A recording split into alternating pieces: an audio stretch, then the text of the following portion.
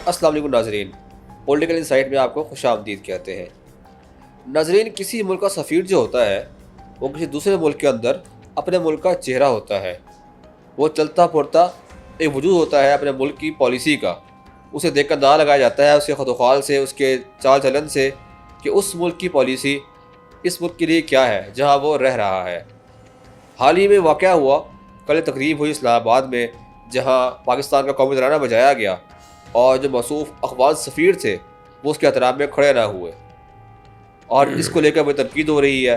वो क्यों खड़े ना हुए, उनका क्या मौक़िफ़ है और किस खड़े ना होने की अहमियत और खड़े होने की अहमियत क्या है, इस हवाले से हमने मदऊ किया है सीनियर तज्ज़ियाकार उमर फ़ारूक साहब को। आइए इनसे बात करते हैं। अस्सलाम वालेकुम सर। वालेकुम सलाम फ़ारूक साहब। उमर साहब कैसे हैं आप? I am fine, thank you Farooq साहब। उमर साहब बताइएगा, ये जो कल वाक़या हुआ है कि अफ़गान सफ़ीर जो थे तहज़ीब में खड़े नहीं हुए हमारे कौमी तराने के, क्या ये सिफ़ारती अदब के ख़िलाफ़ है या नहीं है? इसे आप किस तरह देखते हैं?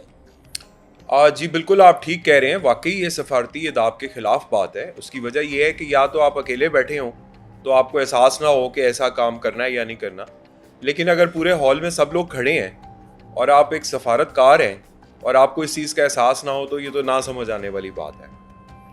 तो दूसरी बात ये है कि जिस वक़्त उनको बुलाया गया है तो उनको भी पता होगा कि ये सब चीज़ें होती हैं। बिल्कुल। तो उनकी जानिब से ना खड़ा होना तो मैं समझता हूँ कि एक तरह से बेअदबी है, और ये चीज़ हमें इसलिए और भी दुख दे रही है। पूरे पाकिस्तान में इस चीज़ के लिए गम गुस्से की एक लहर दौड़ी है, और ये चीज़ हमें इसलिए और भी दुख देती है कि जिस वक्त पाकिस्तान नया नया बना था तो अफ़गानिस्तान वो मुल्क था जिन्होंने पाकिस्तान को तस्लीम नहीं किया था। तो एक तकलीफ़ की रविश है, बिल्कुल। जो थोड़ी सी बेचैनी उनके अंदर पाई जाती है। तो मेरा ये ख्याल है कि उनको थोड़ी सी अपनी बेचैनी का मुदावा करना चाहिए, क्योंकि किसी भी मुल्क का जो कौमी तराना होता है उसकी बड़ी अहमियत होती है। तो अगर हमारे कौमी तराने की हमारी नज़र में इतनी अहमियत है तो उनको कैसा महसूस हो कि अगर उनका कौमी तराना बजे और हम उस मौके पे ना खड़े हों। तो मेरे हिसाब में तो ये एक बेअदबी है, बैड मैनर्स हैं, बैड एटिकेट्स हैं। सर, अफ़गानिस्तान का जो रवैया है हमेशा से ही हमारे एक एंटी रहा है। इसकी क्या वजूहत है? हमने इतना सपोर्ट किया, उनके महाजिर को पनाह दी, इतना कुछ किया, अपना भाई कहते हैं उनको हम। तो ये क्या रवैया इख्तियार किए उन्होंने कि अपने हर जैसे शो करते हैं कि वो एक इख्तिलाफ की पॉलिसी अपनाई हुई है उन्होंने। इसकी क्या रीज़न है सर आपकी नज़र में? या मैं आपको एक बड़ी इंटरेस्टिंग सी बात बताता चलूं कि जो साहब कल तकरीब में आए हुए थे, मैं अभी एक न्यूज़पेपर में पढ़ भी रहा था, वो यहाँ पे एक तरह से इलीगल सेटल्ड हैं। ओके। हाँ, उनके पास डॉक्यूमेंट्स भी नहीं है, और अच्छा। मेरे पास वो अखबार की रिपोर्ट है जिसमें वो बताया है कि वो यहाँ पे मतलब इलीगली सेटल्ड है।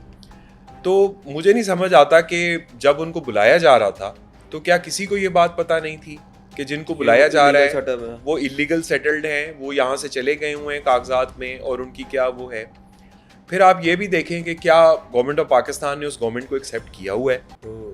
हाँ, कुछ चीज़ों के लिए गवर्नमेंट ऑफ पाकिस्तान ने एक्सेप्ट किया है, जिसमें ट्रेड हो सकती है, मिलना जुलना हो सकता है, लेकिन ऑफिशियली एक्सेप्ट करने की मैं बात कर रहा हूँ। तो उस मौके पे इस तरह की कोई बात हो जाना, फिर यहाँ पे एक पहलू और फ़ारूक साहब बड़ा ज़बरदस्त है।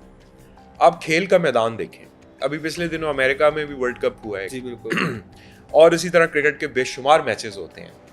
यूजुअली आम तौर पे प्लेयर्स जिस वक्त मैच खेलने लगते हैं तो कौमी तराना प्ले किया जाता है। Obviously, आपने अक्सर देखा होगा कि जब मुख्तालिफ मुल्क जो बेशक सियासत और दूसरे मैदानों में एक दूसरे के बड़े मुखालिफ हैं, जी। लेकिन जब वो खेल के मैदान में जमा होते हैं उन्होंने यूं सीने पे हाथ रखा। बिल्कुल ऐसे ही है। बेसिकली वो रिस्पेक्ट दे रहे होते हैं हाँ हमको। अभी मैं कुछ वीडियोस देख रहा था, मैंने कहा जरा रिकॉर्ड चेक करें कि क्या ये ऐसा ही है। तो मैंने देखा कि अफगान प्लेयर्स जो हैं, तराना बज रहा है, उन्होंने अपने सीने पे रिस्पेक्ट के लिए किया हुआ, ऐसे ही है। और साथ ही एक पाकिस्तानी टीम खड़ी है, उसने भी अफगान तराने के मौके पे अपने सीने पे हाथ रखा हुआ। यानी कि ये फिर कैसे हो सकता है कि खेल के मैदान में आपका जो तर्ज अमल है वो डिफरेंट है, और जहाँ सफारती ताल्लुकात, जहाँ पे इज्जत व एहतराम की वैल्यू और ज़्यादा हो जाती है, वहाँ आपका तर्ज अमल डिफरेंट है। तो या तो फिर आप ये करें ना कि उधर भी ये सिलसिला ना रखें, इधर भी ना रखें। अब जो आपने बात की वो बात है ड्यूरेंट लाइन के हवाले से। आज से 100-150 साल पहले जब ब्रिटिशर्स ने इसको डिवाइड किया था, तो उस ज़माने में अमीर अफगानिस्तान जो थे उनके साथ ये मुआहदा हुआ। राइट। अभी मज़े की बात ये है कि अगर अफगानिस्तान इस बॉर्डर को नहीं मानता तो फिर चाइना, ईरान और तुर्कमेनिस्तान के साथ जो उनका बॉर्डर लगता है उसको वो कैसे मानते कैसे हैं? मानते हैं? बिल्कुल। इस तरह तो अगर आप ये कहते हैं कि हम सारे आपस में रिश्तेदार हैं या हम कजन्स हैं, तो फिर तो हर पाकिस्तानी की जो डीएनए वो साथ वाले मुल्क में कहीं ना कहीं मिल जाएगी, बिल्कुल ऐसे ही है। गांव में मिल जाएगी, कहीं हाँ भी जी। मिल जाएगी। हाँ। फिर इस तरह तो कोई दुनिया का मुल्क जो है दूसरे बॉर्डर को नहीं एक्सेप्ट मानेगा, नहीं बिल्कुल करेगा। ऐसे ही है। तो मेरा ये ख्याल है कि अब जो चीज़ चल पड़ी आप उसको एक्सेप्ट करके आगे चलें। हाँ तो कुछ ऐसी स्कर्मिशेस भी पीछे हुई थी कि आपको पता ही होगा, फेंसिंग कर रहे थे हम लोग, हाँ जी, उसको भी इन्होंने थोड़ा वॉयलेट करने की हाँ, कोशिश की थी। sabotage ऑल्दो किया वो इसको। लोग गवर्नमेंट के नहीं थे, वो ऐसे ही कोई मिस्क्रिएंट्स थे।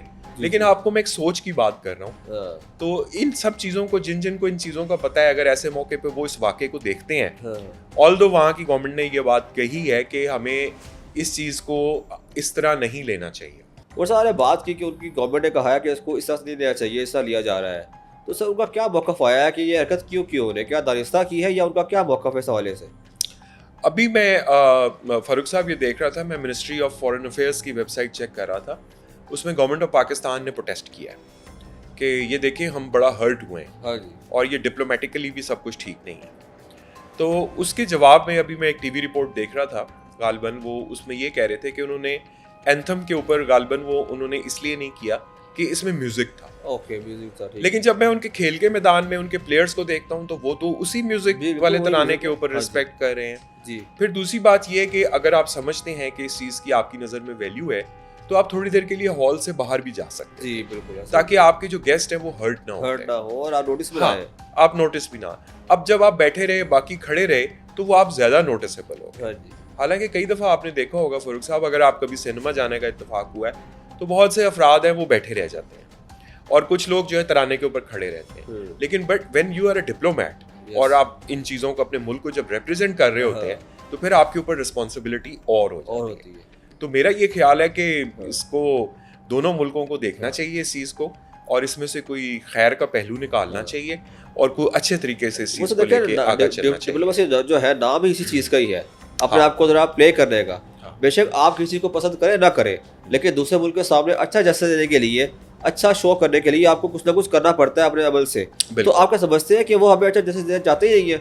वो चाहते नहीं है हमें शो कराना कि यार हम हाँ आप उनके ख्वाह हैं या हम आपके साथ अच्छे ताल्लुकात चाहते हैं। क्या समझते हैं ये पॉलिसी है उनकी, ये पैगाम दिया गया है कि यार we are not with you?